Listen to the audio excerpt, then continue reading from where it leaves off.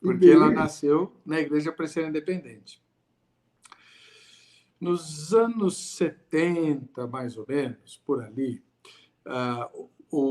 nós estávamos vivendo um momento de avivamento, uma onda de avivamento, acho que é a terceira onda, não lembro, não sei muito bem essas ordens, né?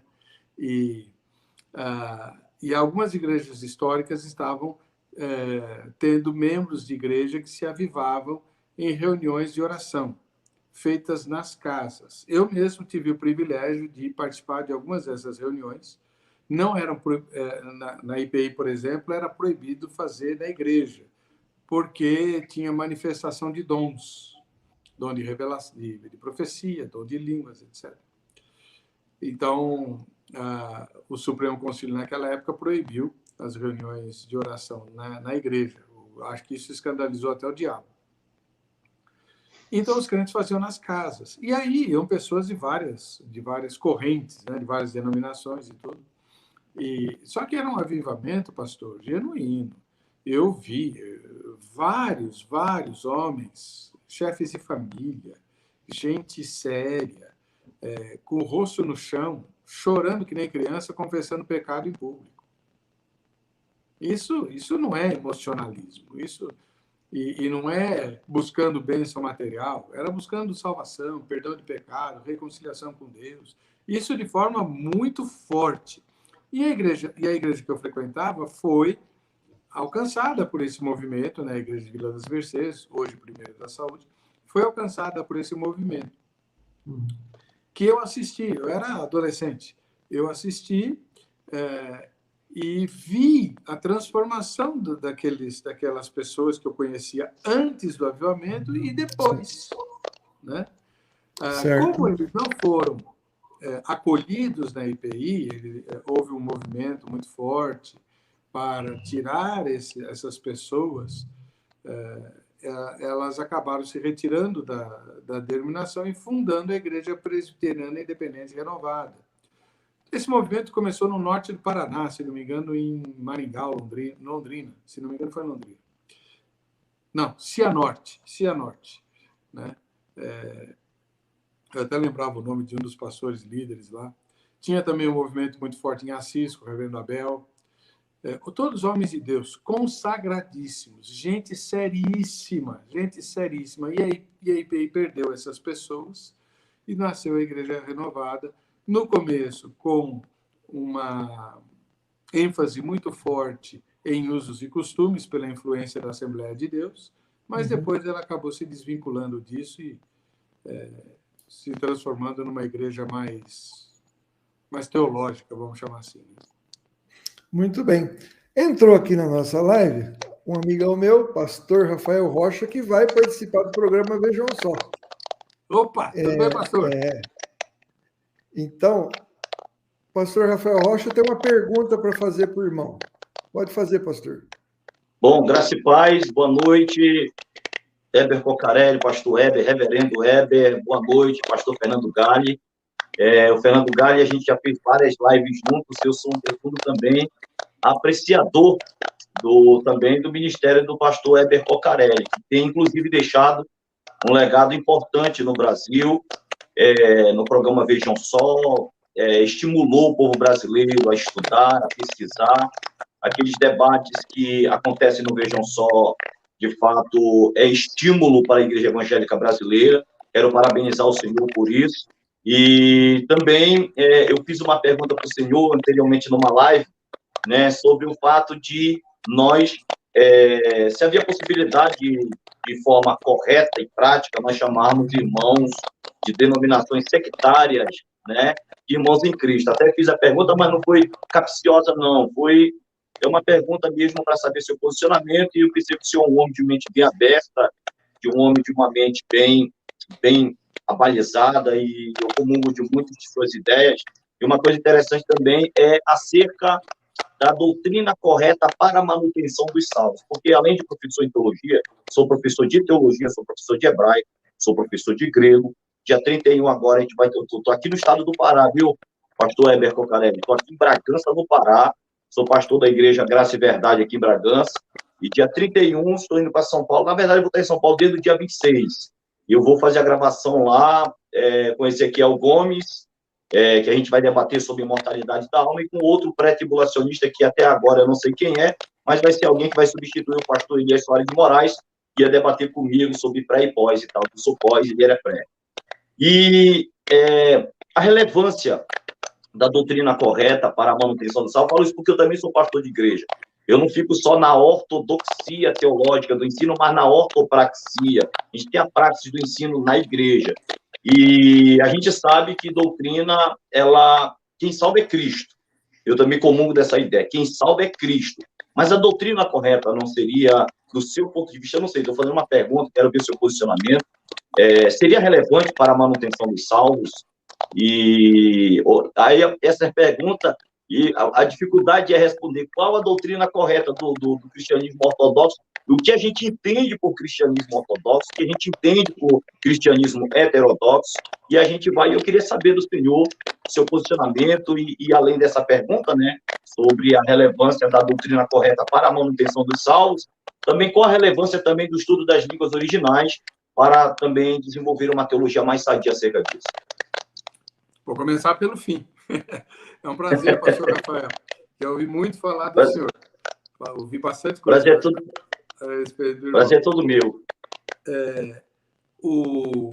Todo tipo de conhecimento que nós pudermos adquirir para compreender melhor as Escrituras Sagradas é excelentemente bem-vindo, sempre, né?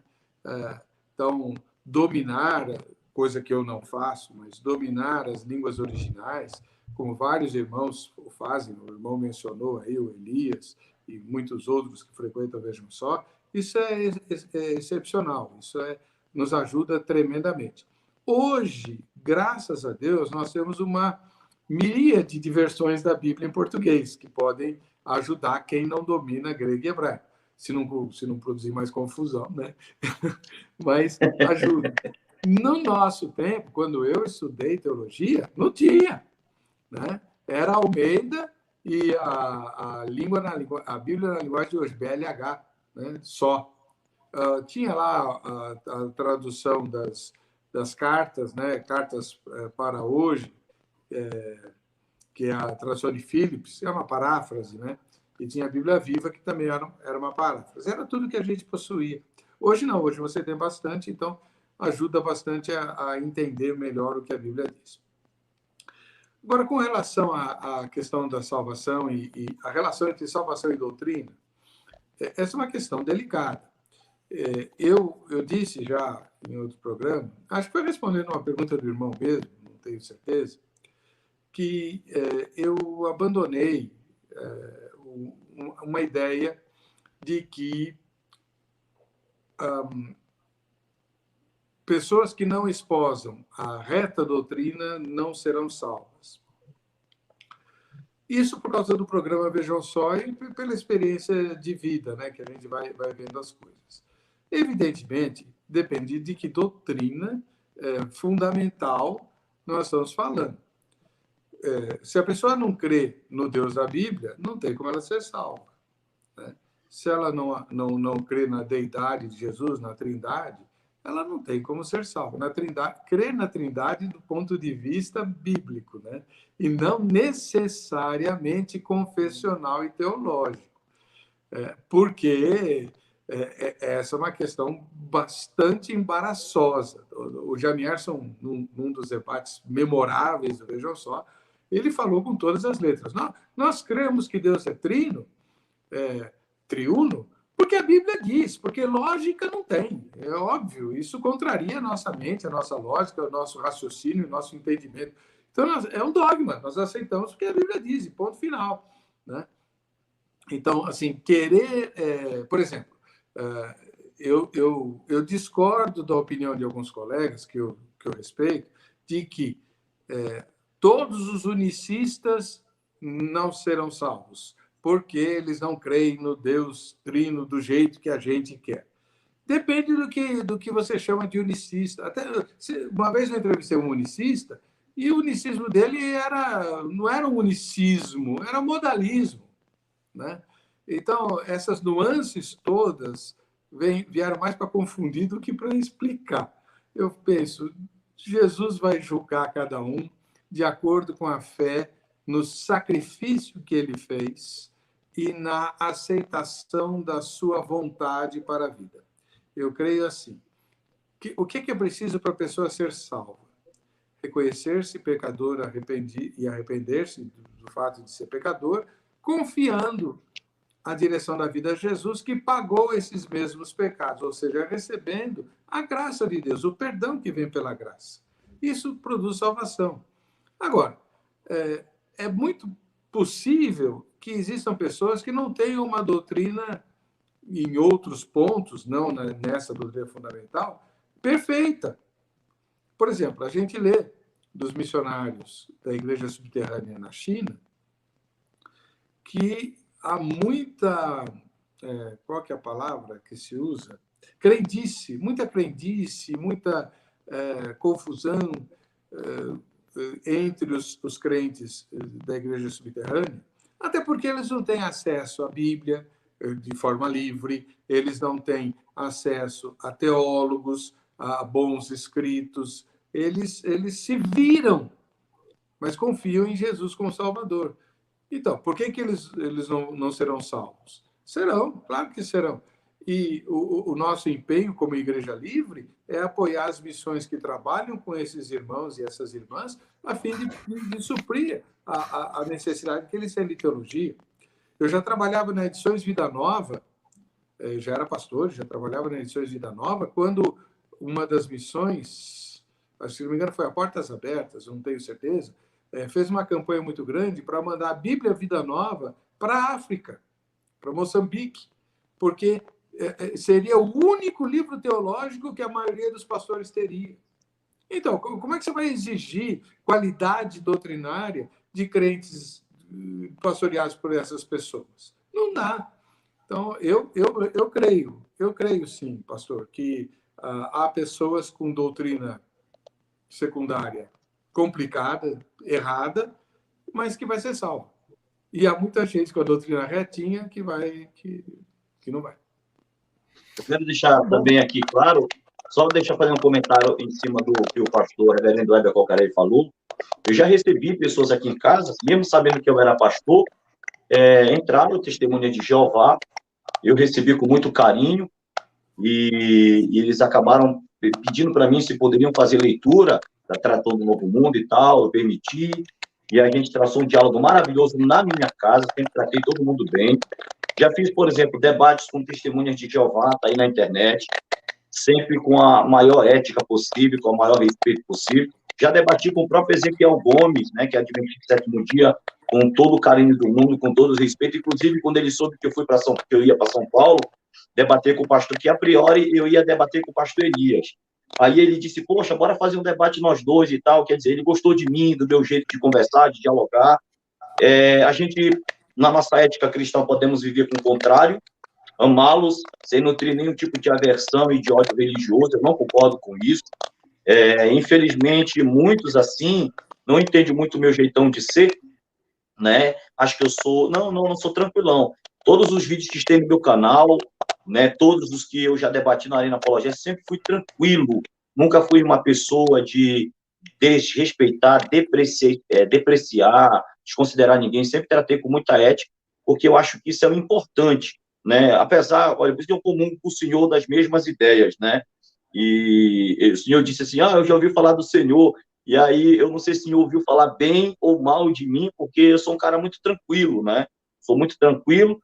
E com relação a debates, eu tenho as minhas convicções, mas eu nunca ofendi ninguém, nunca tentei assim, sempre fui tranquilão, e a gente mantém sempre um embate no nível das ideias, no nível acadêmico, documentos, discussões e tal, e eu quero dizer para o senhor que eu fico feliz de estar aqui nessa live com o pastor Fernando Galli, com o senhor, podendo fazer essa pergunta, saber do senhor, porque, claro, o senhor tem que ter uma mente aberta, né? O senhor tem o seu posicionamento aberto, acho legal isso aí, porque às vezes eu me preocupo como pastor, né, justamente sobre essas questões.